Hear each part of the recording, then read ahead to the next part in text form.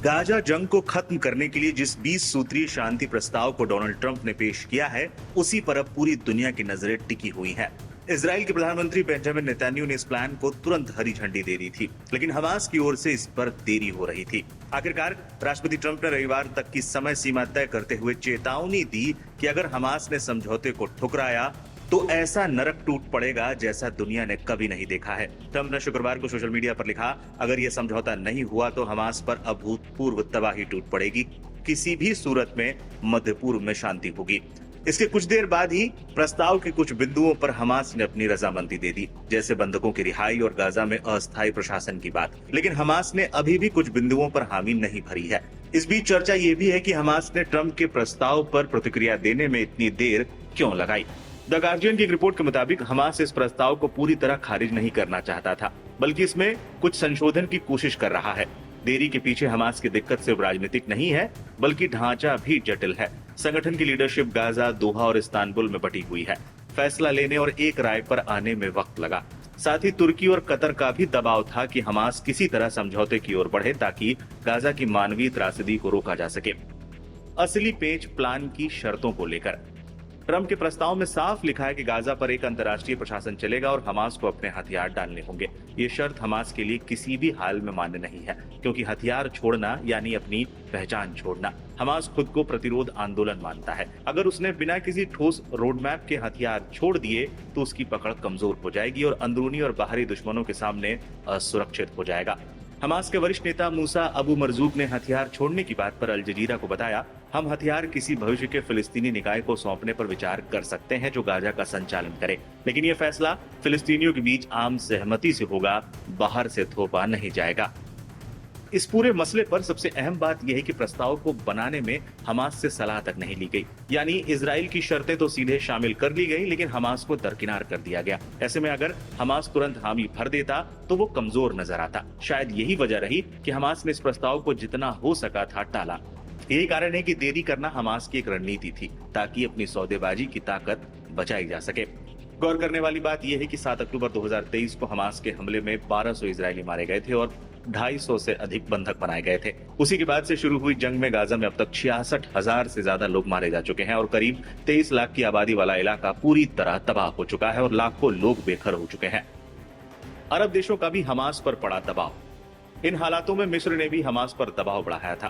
Paris में मिस्र के विदेश मंत्री ने साफ कहा था कि कतर और तुर्की के साथ मिलकर काहिरा हमास को समझाने की कोशिश कर रहा है कि वो प्लान मान ले। उन्होंने चेतावनी देते हुए कहा था कि अगर हमास पीछे हटता है तो हालात और बिगड़ेंगे। आखिरकार हमास शांति प्रस्ताव के कुछ बिंदुओं पर हामी भरने के लिए तैयार हो गया। अब देखना यह है कि ये शांति प्रस्ताव जमीन पर टिक पाता है या नहीं, या फिर पहले की सीजफायर की तरह कुछ ही दिनों में धराशायी हो जाएगा।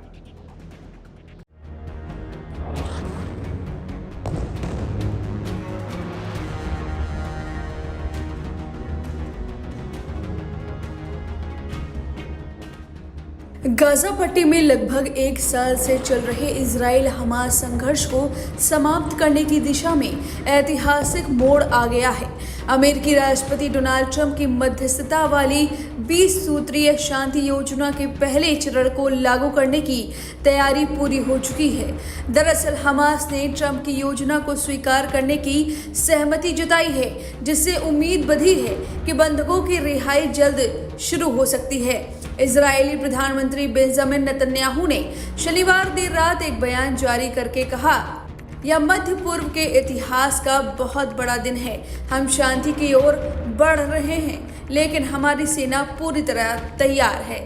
ट्रंप ने शुक्रवार को व्हाइट हाउस से योजना का ऐलान किया था, जिसमें तत्काल युद्ध विराम, 72 घंटों के अंदर सभी इजरायली बंधकों की रिहाई और इजरायली सेना की चरणबद्ध वापसी जैसे प्रमुख बिंदु शामिल थे।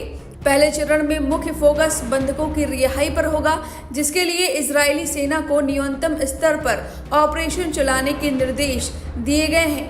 नेतन्याहू के कार्यालय के अधिकारी ने बताया, अमेरिकी और इजरायली अधिकारियों के बीच रात भर चली बातचीत के बाद यह फैसला लिया गया है। हम ट्रंप के प्रयासों के लिए आभारी हैं। यह योजना हमास को हथियार छोड़ने और शांति स्थापित करने का मौका देगी।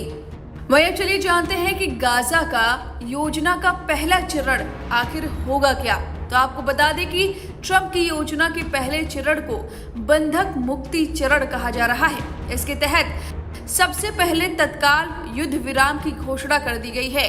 जी हां, गाजा में हमलों को रोकने के लिए दोनों पक्षों को हमला रोकने के निर्देश दिए गए हैं। वहीं पहले फेज में बंधकों की रिहाई शामिल है, जिसमें हमास द्वारा अगले 72 घंटों में सभी 100 से अधिक इजरायली बंधकों को रिहा करना, बदले में इजराइल फिलिस्तीनी कैदियों को छोड़ेगा। वहीं सेना की वापसी होगी। इजरायली सेना गाजा के उत्तरी हिस्सों में चरणबद्ध तरीके से पीछे हटेगी, लेकिन दक्षिणी क्षेत्रों में रक्षात्मक मोर्चेबंदी बरकरार रहेगी। मानवीय सहायता, गाजा में खाद्य, दवा और ईंधन की आपूर्ति बहाल करना, जिसमें अरब देशों की भूमिका होगी। वहीं आपको बता दें कि इजरायली सेना IDF ने कहा कि वे योजना को लागू करने के लिए पूरी तरह तैयार हैं। एक वरिष्ठ अधिकारी ने बताया कि हमारी टुकड़ियां गाजा के प्रमुख क्षेत्रों में तैनात हैं। अगर हमास सहयोग करता है तो हम तुरंत पीछे हटना शुरू कर देंगे। हालांकि नेतन्याहू ने चेतावनी दी है कि अगर हमास योजना का उल्लंघन करता है तो इजराइल पूर्ण नियंत्रण लेने के लिए बाध्य होगा। सेना की ओर से जारी बयान के अनुसार राजनीतिक नेतृत्व के आदेश पर IDF के chief of staff lieutenant general Eyal Zamir ने इजराइल डिफेंस फोर्सेस को ट्रंप की योजनाओं के पहले चरण को लागू करने की तैयारी करने के लिए निर्देश दिए हैं। वहीं गाजा में युद्ध खत्म कराने संबंधी अमेरिकी राष्ट्रपति डोनाल्ड ट्रंप की योजना के कुछ बिंदुओं को हमास ने स्वीकार कर लिया है, जिसके बाद ट्रंप ने इजराइल को बमबारी तुरंत रोकने का आदेश दिया है। हमास ने कहा है कि वह बंधकों को रिहा करेगा और सत्ता अन्य फिलिस्तीनियों को सौंपेगा। हालांकि योजना के कुछ अन्य बिंदुओं पर फिलिस्तीनियों के बीच विस्तृत चर्चा होगी। हमास के वरिष्ठ अधिकारियों ने कहा है कि कुछ प्रमुख असहमतियां हैं जिन पर विस्तृत चर्चा की जरूरत है। बयान में हमास के हथियार डालने के बारे में कोई उल्लेख नहीं किया गया है, जो ट्रंप के प्रस्ताव में शामिल इजराइल की एक प्रमुख मांग थी। मुख्य मध्यस्थों मिस्र और कतर ने ताज़ा घटनाक्रमों का स्वागत किया है। कतर के विदेश मंत्रालय के प्रवक्ता माजिद अल अंसारी ने कहा कि वे योजना पर चर्चा जारी रखेंगे। संयुक्त राष्ट्र महासचिव एंटोनियो गुतेरेस के प्रवक्ता ने सभी पक्षों में गाजा में जारी युद्ध को खत्म कराने के इस अवसर का इस्तेमाल करने का आह्वान किया है। यानी कि गाजा प्लान का पहला चरण अब शुरू होने वाला है। देखना होगा कि इसमें कोई उल्लंघन होता है या नहीं, क्योंकि नेतन्याहू ने सीधे सीधे चेतावनी दी है कि अगर हमास उल्लंघन करता है तो वो हमला करेंगे। फिलहाल देखने वाली बात होगी। अब इस खबर पर आपकी जो भी राय है हमें कमेंट करके जरूर बताएं।